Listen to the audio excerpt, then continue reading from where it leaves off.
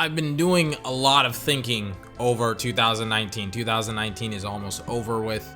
October is coming up really, really quickly. It's coming up literally in a couple of days. And I've been reflecting on the year so far, and I mean, really, has there been a game that's like really impressed you this year that came out recently?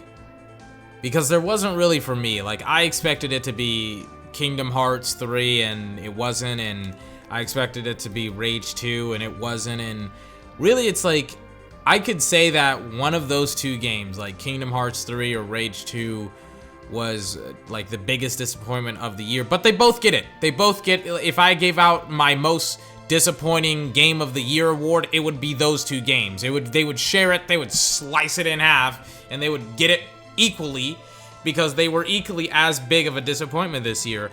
I don't know what's going on with some of the big AAA games that came out this year, but to me they didn't splash. They didn't pop.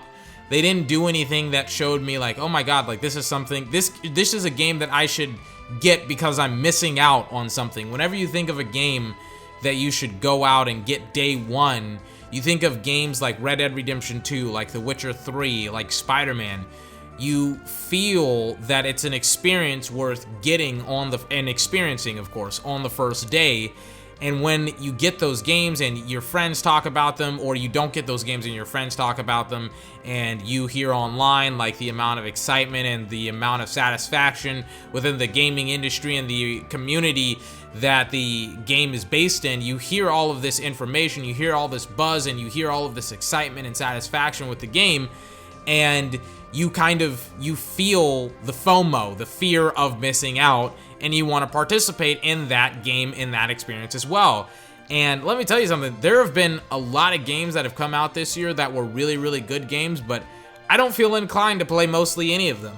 And it's not like I'm above them or anything like that, or I'm looking down in the community. Like, I don't feel any inclination to purchase the new Call of Duty at all. Does anyone feel any need to purchase the new Call? I don't feel any need to purchase the new Call of Duty at all. I don't feel any inclination to purchase the new Need for Speed game, even though I like Need for Speed. I don't know. A lot of these games nowadays, they're kind of just hitting this stride of like, especially the big AAA games that were trying to do stuff. Like, I don't really know. Oh yeah, also I could give out the award, and I just thought of this, my most disappointing game of the year. I could also give the damn award to Anthem.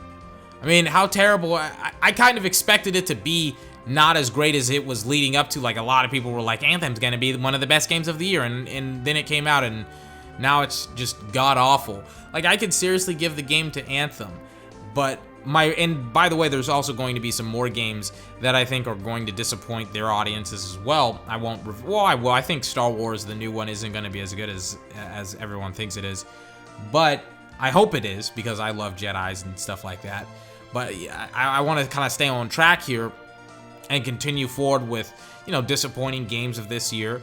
Like, I don't get why certain developers have these games, have an Anthem, have a Rage 2, have a Kingdom Hearts 3, take out all of this time to make these games, to develop these games, and then they come out with these terribly mediocre products that disappoint the communities that they're based in, and they just continue on. Like, Anthem apparently now has scrapped the content that they're going to be releasing in favor of stabilizing the game. And it's obvious at this point that, because everyone has been covering the game for the past couple of months, it's obvious at this point that the game was just not ready to be made or to be released. The game was just not ready to be released. It should have stayed in development for maybe another year to 2 years, maybe another year and a half, to be honest with you.